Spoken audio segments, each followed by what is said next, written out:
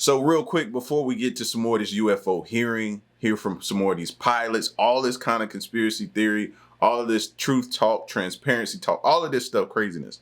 Before we get to it, man, help me unplug some more people out of the matrix. And you do that by spamming the like button. Make sure you spam that like button, then put hashtag unplugged in the comment section and subscribe if you're new. Let's get to it.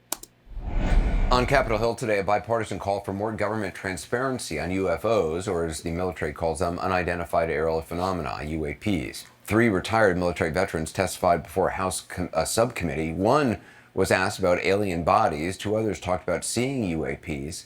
In a moment, I'll talk with a retired Navy pilot who saw with her own eyes what one UAP was capable of off the coast of San Diego years ago. First, more on today's testimony from CNN's Oren Lieberman.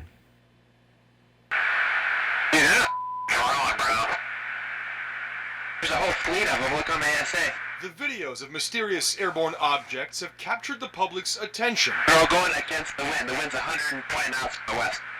Look at that thing, dude. And perhaps it's imagination. There lies a pressing demand for government transparency and accountability that cannot be overlooked. As Wednesday's hearing focused on the threat they may pose and whether the government has been too secretive about what it knows.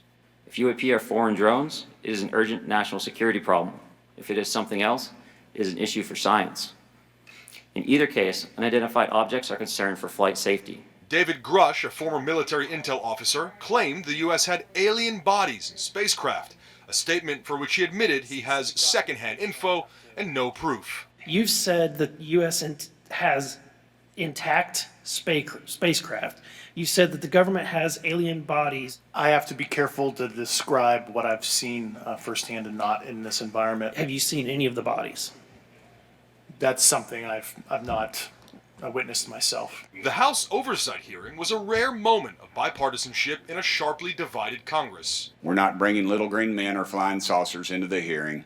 We're just going to get to the facts. We should encourage more reporting, not less, on UAPs. The more we understand, the safer we will be. One of the witnesses was former Navy pilot Ryan Graves, who now runs Americans for Safe Aerospace, a group that encourages pilots to report incidents of UFOs, officially known as UAP, unidentified aerial phenomena. The vast majority of sightings, he says, are never reported. This is an approximation based off of my personal experience speaking with a number of pilots, but I would estimate we're somewhere near 5% reporting, perhaps. The 3 witnesses, all retired military veterans, warn the threat these objects pose is real. Based off of your own experience or the data that you've been privy to, is there any indication that these UAPs could be essentially collecting reconnaissance information? Mr. Graves? Yes. Mr. Grush? Fair assessment. Yeah. Mr. Fravor? Very possible. David Fravor, a retired U.S. Navy commander, picked up this on his aircraft sensors in 2004, a reading he claimed was something far superior to anything the U.S. had. You're talking something that can go into space, go someplace, drop down in a matter of seconds, do whatever it wants, and leave, and there's nothing we can do about it. In April, the head of the Pentagon's office looking into these incidents told lawmakers there were about 650 potential cases of UAPs, about half of which he said may be of interesting value. The White House said Wednesday it's still working on figuring out those answers. If your question is, do we think we need to be transparent with the American people? Of course we need to be as transparent as we can be. But the truth is, Jeremy, we don't have hard and fast answers on these things. We are trying to get smarter on it. Oren Lieberman, CNN at the Pentagon. More now on that strange sighting in 2004 you just saw in Oren's report, one that resembled a Tic Tac. Here again is that moment. My next guest, along with the retired Navy commander David Fravor, who testified today, witnessed this UAP off the coast of San Diego during a routine training exercise. Joining me with more is retired Navy Lieutenant Commander Alex Dietrich. Oh. Commander, thanks for being here. You watched the hearing today. You listened to the testimony. What did you think? What stood out to you?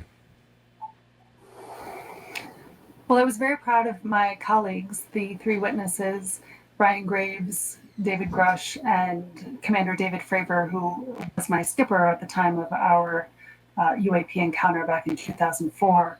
And I thought all 3 of them did a great job of maintaining their bearing, articulating their experience and their expertise and their recommendations for the representatives of Congress to follow through, to investigate both what has already happened and to pave a way for a process and a system to collect future encounters, the information, the data, analyze it in a systematic way, and make sense of it. David Fravor was your commanding officer. You mentioned him on that day back in 2004 when you saw the UAP, which you referred to as the Tic Tac, and we're showing the video now.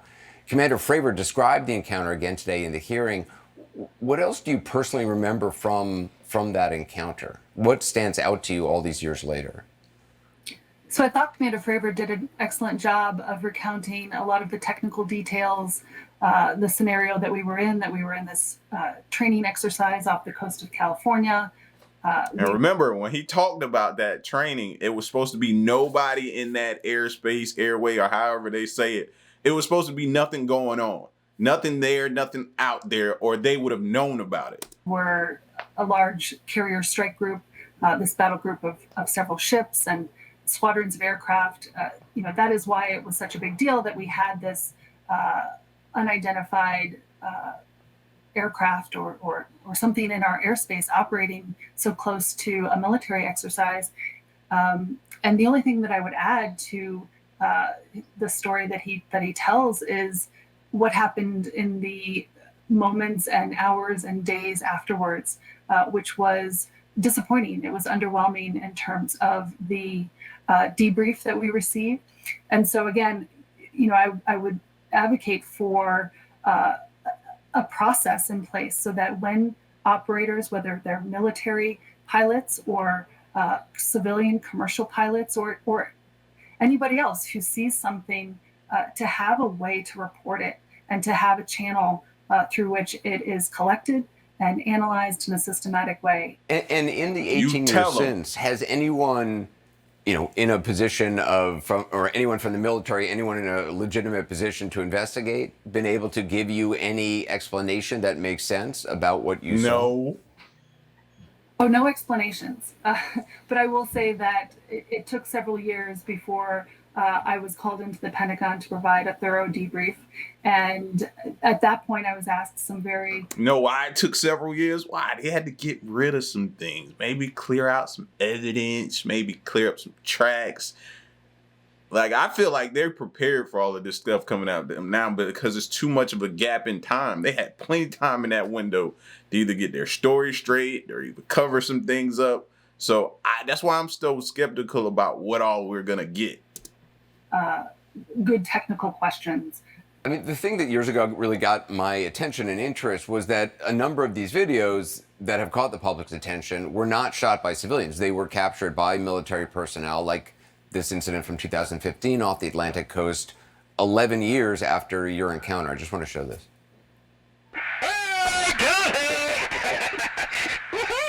Roger. That's shooting. Oh my gosh, dude. Wow. Let's try. I mean, as somebody who has encountered something, when you see a video like that, what goes through your mind? Well, I'm laughing because I recognize their excitement. That's exactly what we sounded like. I can imagine. I mean, across, I mean, it's what is that? And a lot of F-bombs and again, Yeah, I'd have had a whole lot of F-bombs too, bro. Way more than they did. It's unexpected. I'm confident that there are other videos like this, and if they're not recorded, certainly other experiences like this where people just go, "What was that?" Right. Yeah. Commander Alex Dietrich, really appreciate your time. Thank you. And how much does the government know about it? Those were the questions a House Oversight Subcommittee attempted to answer Wednesday as they heard testimony from a former Air Force intelligence officer and 2 Navy veterans. Lawmakers are demanding to know what the Pentagon has in its files on unidentified aerial phenomena, or UAPs, the government term for UFOs. CBS News' Scott McFarlane reports from Capitol Hill. Man, Pentagon, they just like a kid that got caught sticking his hands in the refrigerator trying to get some snacks or something mom put in there that he wasn't supposed to get, and he turn around and they be like, "What you got?" Nothing. That's just how the Pentagon. Nothing. Alien films are a Hollywood staple, so perhaps no Oh, they about surprise. to skyrocket. American people deserve to know what is happening in our skies. There was a line out the door with people anxious for the government to share more about UFOs. In the Baptist Church, we'd say that the devil's in our way. A former intelligence officer, David Grush, testified he suspects the the devil. Pentagon's Unidentified Aerial Phenomena, or UAP, office is covering up a decades-long program to retrieve crashed objects. Do you believe that our government is in possession of UAPs? Absolutely, based on interviewing over 40 witnesses over 4 years. The Pentagon has denied Grush's claims. Two former military pilots also recounted their close encounters. This object was estimated to be almost the size of a football field. Former military pilot David Fravor testified he was astonished by what he saw in the sky. No, I think it's far beyond actually our material science that we currently possess. Congress signaled it'll ask federal agencies and the Pentagon to be more transparent. Many people believe that we're withholding information from them. On any unexplained aerial phenomena incidents, of which there have been at least 366 reported since early 2021. Do you think anybody's mind was changed because of this? I think they will when they see this. They see those men. They're not just some random people off the street. And Scott McFarland joins me now. Scott, I'm going to save the question I want to ask you first to my second question. So I'm going to ask you the first question, which is, lawmakers really said this was about national security. Can you help us understand their argument in those terms? There's been a consistent argument from both parties that if you have mysterious items in the sky, they are, if nothing else, a danger to military aircraft in the sky and potentially a danger to U.S. security below. There was this parallel pair of arguments today that either these things are foreign objects from other countries to spy on us or to get near us, which is a national security issue, or we don't know what these things are, which is a national security issue.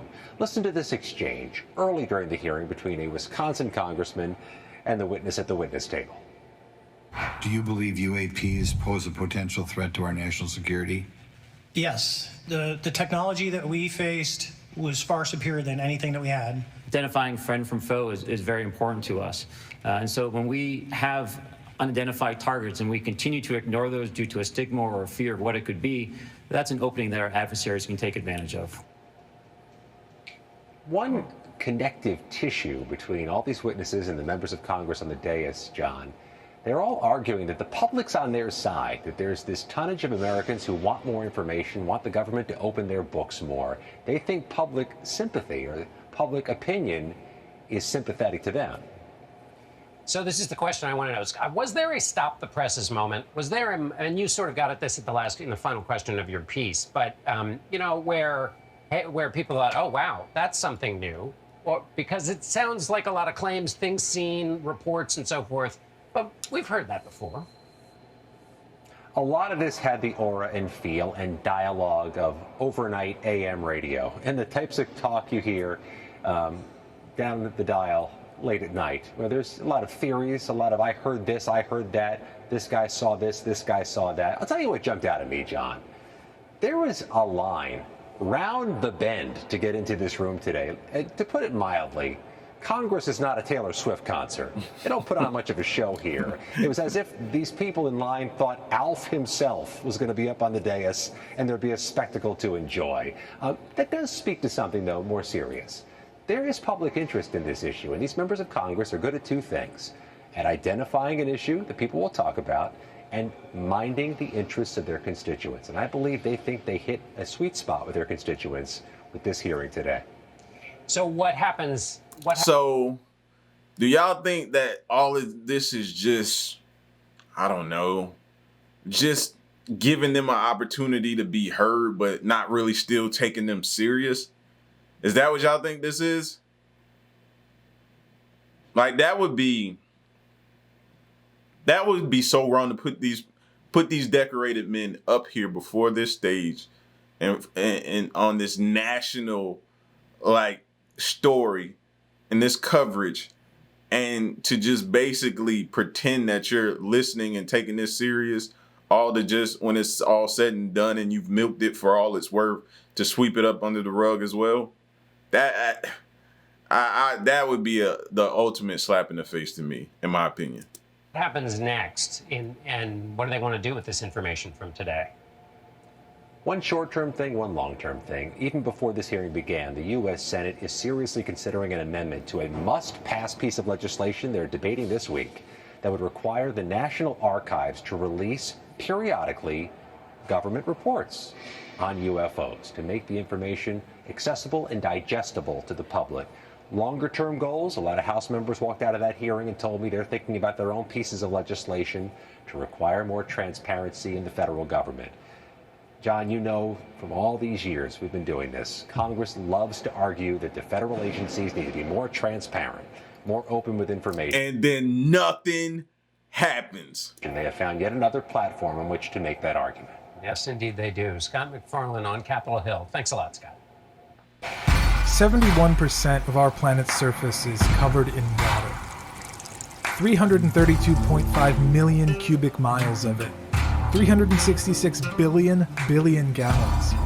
That's over 48 billion gallons of water for every person on Earth. But today, 1 out of 3 people don't have access to safe drinking water. Some projections will show by 2050, more than half our population will be living in water-stressed areas. That's over 4 billion people. These aren't just issues in developing countries, something you hear about elsewhere. These are things that are happening in our communities all the time. Worried and angry about lead contamination. The military in remote parts of Puerto Rico. And that's the result of many things, but one of them is that 96.5% of that water is found in our oceans. It's saturated with salt and undrinkable.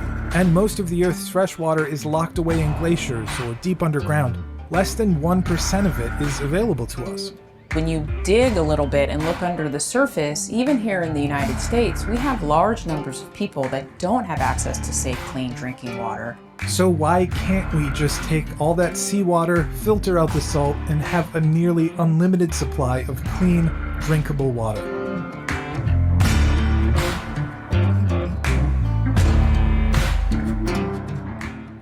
Desalination, broadly, is the process of removing salts from water. It's been practiced for years. In fact, it's a natural process. It occurs when the sun heats the ocean and fresh water evaporates off and it falls again as rainfall. If you mix salt into water, it dissolves. And if you could watch microscopically while you did that, you'd see that the water is actually breaking apart the salt into charged particles that chemically interact with the water. So salt water is a chemically new solution. It's not just water with some salt grains floating around in it. And that's why desalination is a fundamentally tricky process. The two main types of desalination are thermal desalination and reverse osmosis. Thermal desalination is the oldest form of desalination. It's essentially boiling water and then capturing the steam and turning that into fresh water. But in the 60s, we were able to develop reverse osmosis processes at UCLA, and these have now started to dominate the market. So one of the big chief differences between the two is reverse osmosis doesn't use heat, doesn't boil anything. You're really just pressurizing the water to a tremendous amount, and you're forcing it through a membrane where it doesn't want to go. It wants to stay with the salt, but with this high pressure, it is forced to separate from the salt. Broadly speaking, what you want to look at for desalination is, where's my fresh water coming from and do I have enough of it? And if I don't have enough of it, do I need to augment supply? Desalination then starts to become a very attractive or interesting option. Which is why the vast majority of desalination efforts right now are happening in places like the Middle East and North Africa, rich with fossil fuels, but also experiencing extreme water scarcity. Just 2 countries, Saudi Arabia and UAE, they produce 1/4 of the desalination water that is produced currently on this planet. Concerns about desalination fall broadly into 3 categories: the amount of energy required, how much it costs, and its environmental impacts. There are some that really see it as a key solution. There are others that push back and argue that it's very energy intensive, it's very expensive, it has impacts on the marine environment, and that we should pursue alternatives first. It requires a tremendous amount of energy to basically break up that bond between the water and the salt.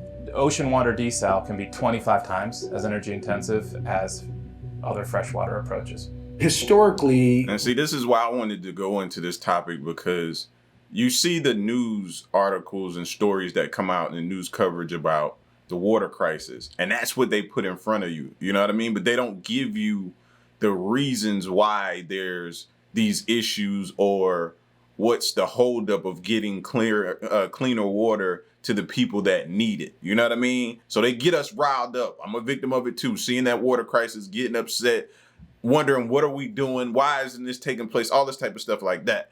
You know what I mean? So now I wanted to look into that and see what we're not hearing and bring y'all with me.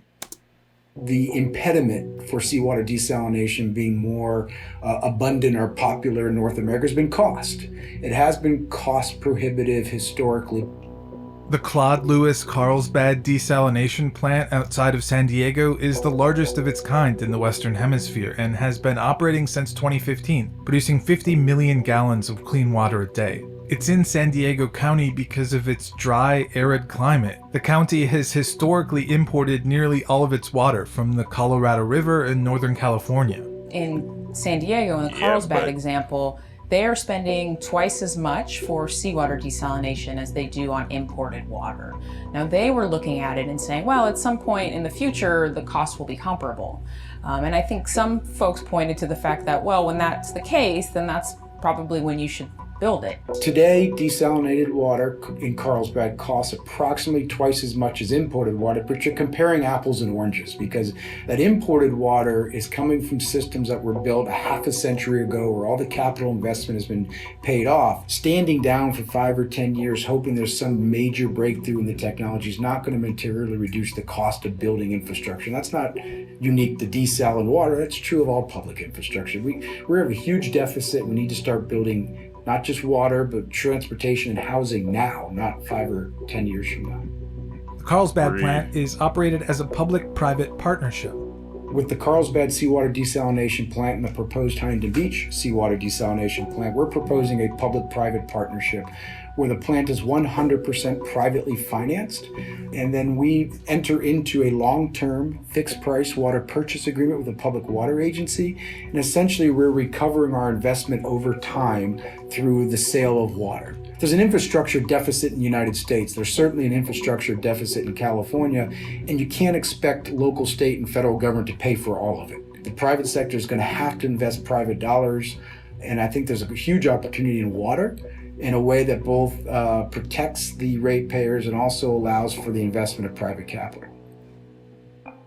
Beyond the environmental costs of producing the energy needed to power these plants, another concern arises because they're not just outputting clean, desalinated water. They're also producing huge amounts of hyper-salty water called brine as a byproduct. Seawater desalination plants that use reverse osmosis typically operate at a 50% efficiency in that if you take in 2 gallons of seawater, you're going to produce 1 gallon of fresh water and 1 gallon of hypersaline brine. It's a fixed volume of salt that I'm trying to remove, so whether I put it in half a gallon of water or a tenth of a gallon of water, it's still going to be there and it's just going to be much more concentrated.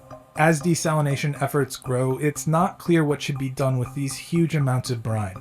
Globally right now, we're producing over 37 billion gallons a day. Most brine is in one way or another emptied back into the ocean, but because it has a much higher salt concentration than regular seawater, it has the potential to, among other things, sink to the seafloor and wreak havoc on the plants and animals found there. In addition, because these facilities are taking in millions of gallons of seawater a day, the intake itself could destroy local marine life. Yeah, that's not good. The plants are of importance to us as well as the marine life are importance to us. So, see, this is the type of stuff they don't tell you, man, and you have to, but they'll give you the chaos and get you riled up, but they won't tell you the why, what's going on, and the potential harm to the planet that can be caused for us trying to do some of these things. But the goal is still the goal to get these people clean water and drinking water for those who don't even have that. So we got to figure this out. But Poseidon Water, which operates the Carlsbad plant, says the regulations in California provide sufficient environmental protection. Numerous studies have been done in California and around the world that show that level of salinity increase will not harm marine life. And you're also providing drinking water to people in need. But a recent study published in 2018 showed that we're producing even more brine than we thought. for every liter of desalinated. Whoa. But did anybody hear them say that they stopped putting that brine into the water, or is it still going in there? That's my question. Like, that's not good at all. Water, we produce 1.5 liters of brine. In other words, overall, we are producing more brine than we produce desalinated water. And while some places like California have robust regulations regarding brine in place, it's not clear that as a whole, the industry is taking its disposal seriously enough. Currently, we are disposing of brine in a way which we used to dispose of industrial wastewater about 40-50 years ago. So if desalination uses a huge amount of energy, is very expensive compared to other options, and in the end we're producing more potentially harmful brine than clean water, why do we continue to pursue it? Desalination has its drawbacks, but one of the benefits is that it's a fairly stable and known process, particularly if you're dealing with ocean water. You can be confident that it will supply you water when you need it. Reliability is the key. Water scarcity is a complex, difficult problem. Climate change is affecting everything and introducing growing uncertainty. Weather is variable, but if you have a desalination plant, energy, and seawater, you can reliably get clean water. But desalination undeniably uses a large amount of energy, and for some, it's just fundamentally difficult to advocate for a technology that would be adding to our ever-growing energy needs. I think when we start to look into these water scarce worlds, we start to think about, well, energy provides us services. It heats our homes, it lights our offices and buildings. And if we think of energy as a service that could give us water, for some context, the average person in the US uses about 100 gallons of water per day. If I were to produce that 100 gallons per day with ocean water desal, that would be the same amount of electricity consumption that my home would require over an hour. So to kind of put things in context, I think we start to think about our energy resources and where do I invest it, how important is water. I mean, it is the most basic element of life, and people go out and they buy a venti Starbucks every day and spend more on that than they do for a month's supply of desalinated water, and they don't realize it. It's clear that desalination alone is not going to fix the world's water problems. Up in some places where you're just water rich, desalination probably won't make the most sense. Poseidon Water as a company does not believe that seawater desalination is a panacea. We can't just build 1 or 2 or 10 and really solve our water challenges. Desalination is not the solution to water scarcity. It's one of the options to narrow the gap between water supply and demand. That's what we need. But for some communities around... That's what we need, more options. We need more options than just this. ...around the world, it's already making an enormous local impact. It's currently a pretty small fraction of the water supply globally, and probably will remain so. There are, though, communities for which it is a fairly significant contribution. It can be quite important at the local level.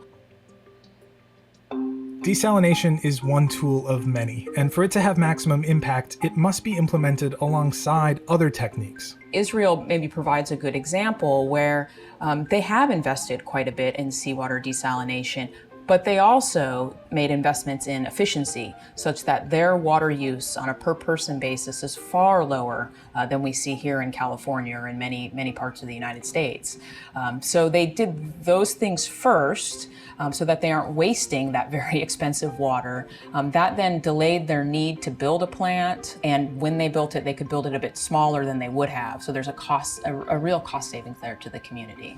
I would almost look at it as like a safe bet.